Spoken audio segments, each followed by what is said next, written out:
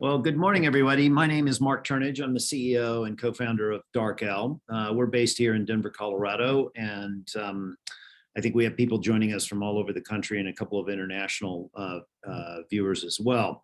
Welcome to this webinar. We're going to try and stay on time and also allow time for questions. Just some logistics before I start. We are recording this webinar. And if you have any questions, I prefer these types of interactions to be more interactive, or at least as interactive as Zoom will allow. So there is a Q&A button at the bottom of your screen. If you have questions during the presentation, please type them in to the Q&A box. I will try and answer, and we also have a team of analysts who are listening in, and they can answer in live time. As well. So please do use that feature. It makes it more interesting than to just have me talk to this Zoom screen. If you have any other follow-up questions at the end of the webinar, please feel free to contact us, and we will follow up with you directly. The topic of this conversation is the impact of the Russian invasion of Ukraine on the Darknet in particular, and implications for US, European companies and organizations. Obviously, this war is unfolding right before our eyes. It is still underway in a very significant way. And so some of the conclusions that we're drawing in this presentation are obviously subject to further revision. But we want to, what we want to cover here today is our observations of what happened in the lead up to the invasion of the Ukraine, the impacts, and they are significant impacts on what's going on in the Darknet. And then by implication, what are the risks to US and European companies and organizations? There are specific recommendations out from CISA. We have our own set of recommendations, which we'll talk briefly about. And then we're going to speculate a little bit about what the future of the Darknet looks like as a result of what we're seeing unfold before our very eyes. The lead up to the invasion.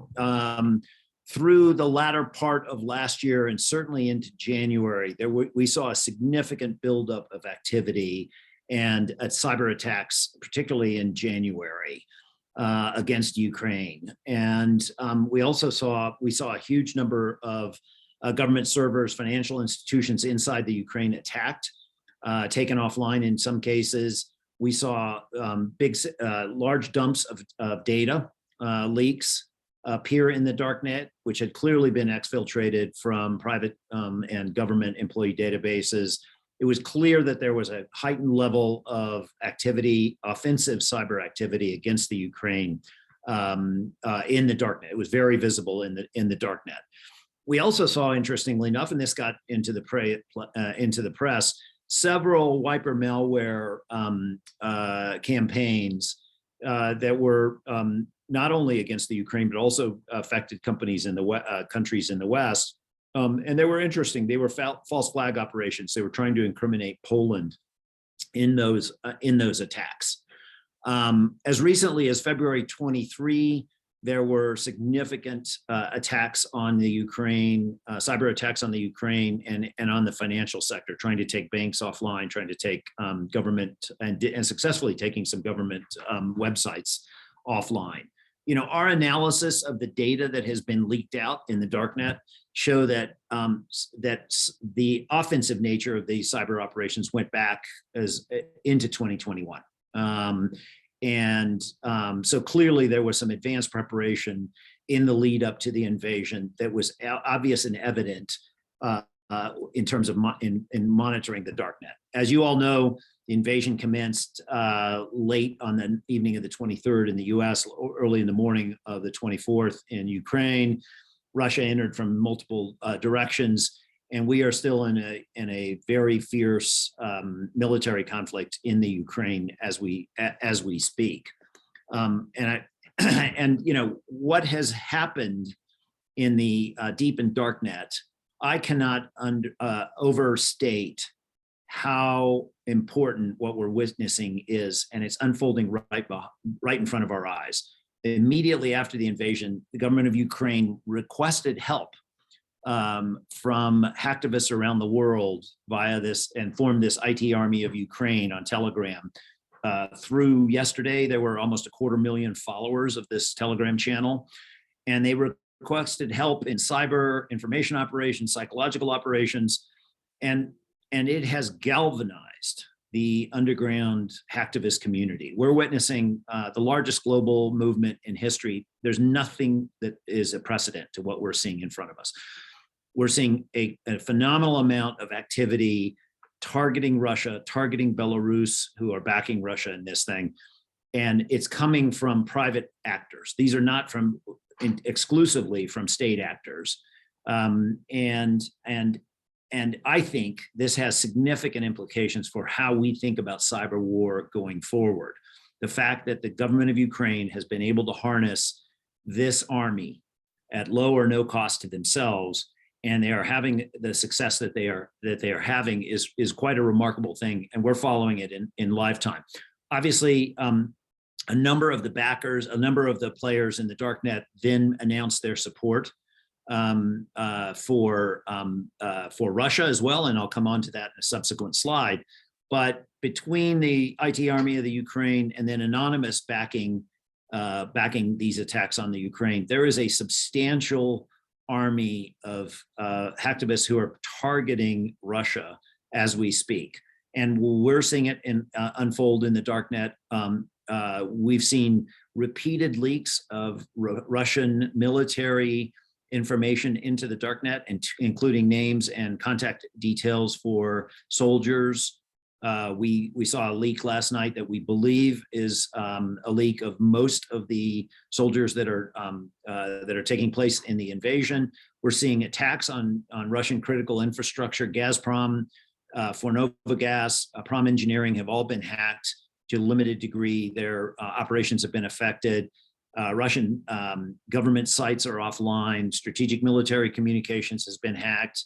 We've seen just a continual amount of activity targeting Russian sites. And as I said, if you take away one thing from this this webinar, take away the fact that right now we're witnessing a fundamental shift in how we should think about both offensive and defensive cyber operations from a nation state perspective going forward. This is a really remarkable activity that has occurred over the last week. No surprise, the Darknet has divided itself. Perhaps the first indication that we saw of this was popular malware and hacking forums splitting between those who support the Ukraine and those who support the Russian alliances. And this was notable specifically in ransomware gangs, where a number of ransomware gangs, and these are ransomware as a service operators who have affiliates who work with them, our suspicion all along was that many of these gangs were based in Moscow and in the Ukraine, and many of them have split and turned on each other. Two prominent actors, Conti and Kuming Project, sided with Russia. A number of actors have turned against them and have started to leak information, including internal information about their own operations. Conti in particular has been badly compromised by one of its affiliates who has leaked out a phenomenal amount of information about their operations, about the nature of their ransomware, and about the and giving all the keys to the ransomware to anyone who cares to pull them up on the Darknet. An interesting group against the West. The branding is a little strange. Took Kuming Project completely offline, and so we don't know where their sympathies lie. We have some suspicions. There are new Russian aligned gangs that have appeared to retaliate. These new ones called Stormus and Xeon. As of this morning, we saw two new actors emerge with news. NB65 claims to have hacked the Russian satellite operations, and RU Bandits are coming in and setting up an IT army of the Ukraine equivalent for Russia to back Russians. So what we're seeing unfold is the Darknet and those actors in the Darknet divide between those who support Ukraine, those who support Russia and Belarus, it is having an effect that a colossal amount of information is being leaked into the darknet in an attempt to attack the other side. So we are seeing that as we unfold. I'm going to just pause for a second because I noticed that people are in the chat room and not in the Q&A. But I do notice that our analysts are answering those questions, so that's great. I'm going to continue here. Obviously, Belarus has now publicly backed Russia, and that has extended the cyber war into Belarus. Ghost Rider is a Belarusian, we think Belarusian-based actor. GhostSec has now claimed attacks against that group and trying to take them offline. There's a hacktivist team that has disabled part of the railway network in Belarus. We believe that it put a complete stop to the railways for a number of hours. They are now back up and running. And then, as I mentioned earlier, Against the West has turned and is hacking targets in Belarus as well. Perhaps the biggest leak out of Belarus is this defense contractor, Tetrader. They were targeted on the 26th of February, and a colossal amount of information has been leaked out about Tetrader, which is one of the largest defense contractors in Belarus. And so we are seeing these attacks, as I said earlier, unfold in live time. Now, I think the question for everybody on this webinar is, what are the impacts to Western companies that have operations in the region? So obviously, in the context of a hot war, Russia, Ukraine, and Belarus, and particularly Ukraine, are offline for any normal commercial activity. With the sanctions that have now been leveled against Russia, we see them as offline for any normal commercial activity as well, and they're going to remain so for the indefinite future.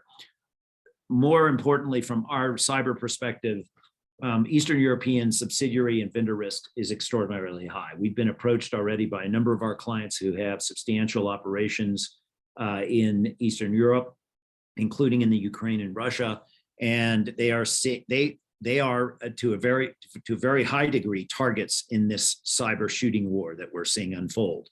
And one of our recommendations, which I'll come on to, is that every organization needs to assess its own risk with respect to operations that extend into the Ukraine, Belarus, and Russia. Critical infrastructure in the region is severely impaired, as I think you all know from just watching the news. Flights in and out of Russia are extremely curtailed. There's obviously very little transportation in and out of the Ukraine right now, as well as Belarus. I think it's fair to say that any organization that has operations or is based in any one of these three countries is likely to be a target for the other side. And one of our recommendations is that monitoring of authentication data out of these regions is paramount for anyone else. The impact outside the conflict zone is a little more diffuse, but we think it's still extremely high. It is likely that cyber attacks against U.S. and Western targets are underway, and they will continue, and if not increase, as a result of the sanctions and as a result of the hot cyber war that's underway. CISA have issued their Shields Up advisory, and we'll come on to some of their recommendations, but they are asking everyone to be on guard, that this is a very difficult environment, and to tighten down your own monitoring of your own networks and be aware that the risks are extremely high right now. And CISA has pointed out that, in particular, Log4j and proxy vulnerabilities need to be addressed in SCADA and ICSPS systems in particular. We've seen just a very large number of attacks already on Western companies. You'll see in the lower right, Lapsus has hit NVIDIA, the chip maker. There's been attacks on AMD. McDonald's has been hit. MS Exchange exploits have been publicized and used by Cuba ransomware. So we are seeing actual attacks unfold in live time, and they will continue, if not increase, as some of the pain of these sanctions becomes more apparent as we go out. The specific advice from CISA in its Shields Up advisory, obviously enable, if you haven't already, multi-factor authentication. Any antivirus, anti-malware programs have to conduct regular scans, spam filters, update and patch all the software, filter network traffic, and I mentioned Log4j and proxy vulnerabilities. What's remarkable about this advice is every one of these pieces of advice should have been done anyway. This is the norm now in the world of cybersecurity. What I think CISA is doing is reminding people that they really do need to pay attention. This is just sound, middle of the road advice for how to secure your own networks. Advice from DarkOwl. We specifically recommend an immediate assessment of subsidiary and vendor risk in the conflict zone, if not also in Eastern European countries. And let me be very clear, when I say an immediate assessment of the risk, it's not only an assessment of whether you have subsidiaries or vendors operating in these countries. It is an assessment of what your own vendors are doing in those countries. You may have a vendor who, unbeknownst to you, is getting material or raw materials out of, say, Russia or out of the Ukraine. And unbeknownst to you, that could affect your supply chain. So we recommend an immediate assessment of that subsidiary risk. As I mentioned before, we're actually undertaking assessments on behalf of our clients to assess the risk to those subsidiaries and vendors in the darknet. Are they targets? Are they being actively targeted? Are their IP addresses being identified as actively targeting actual targets by either the Russians or the Belarus or the Ukrainian hacktivists who are operating? Obviously, reroute supply and transportation lines where that's an option and available. You have to assume, per CISA, that you will be targeted, and here in the United States or in Europe. And we strongly recommend, this is a standing recommendation, but in this environment in particular, we strongly recommend that you have an all-source monitoring program with dark web or deep web included in that, and along with surface web and social media. We offer this monitoring services as part of our program with the world's largest database of darknet data. There are other companies out there. We strongly recommend that you as an organization or you as an entity, as a company, have the capability to monitor the darknet for risks to your own organization. This is the most interesting piece from an intellectual perspective, which is this war will at some point pass. It will at some point pass. And then the question is, given what we're seeing today in the unfold in the darknet around this war, and given this mobilization of this hacktivist network, what are the implications for the darknet, and to a certain extent, what for the larger internet, of what has happened over the last week? My early take is that the chaotic and often unruly environment that is the darknet is going to stay even more chaotic and risky. These criminal gangs have fractured. The carding forums, the fraud, the money laundering, weapons forums are all affected. And we've seen the criminals who are involved in these operations turn on each other. And to date, to a certain extent, we've been the beneficiaries of that. We have now insight into how these gangs have operated. We have, in some cases, the keys to their kingdoms. As I mentioned earlier, Conti's malware has been thoroughly exposed and compromised. Well, we can expect that these criminals will continue to turn on each other, and we don't know to what extent that will benefit legitimate players or not. We expect the prominence of ransomware to decline, and in favor of some of the kill and wiper malware programs that we've seen out in the marketplace. We don't have any direct evidence of that, other than some of these wiper malware attacks that have occurred have been quite damaging, and we've seen that take more prominence in some of the conversations that we're seeing in the darknet. Obviously, there's going to be a lot of interest, both from the nation state perspective, but also from the hacktivist community, on critical infrastructure. A lot of the attacks that we're seeing unfold right now are against critical infrastructure. in Russia, in the Ukraine, in Belarus. As I mentioned earlier, the train system in Belarus is, I guess I can see it in the chat, is still in, the ticketing system is still inoperable. And my guess is we're going to see further, more of those attacks. Obviously, the entire war has raised a lot of awareness around Tor, digital privacy, and hacktivism. You can expect to see articles about how this war was fought by private actors in the cyber warfare.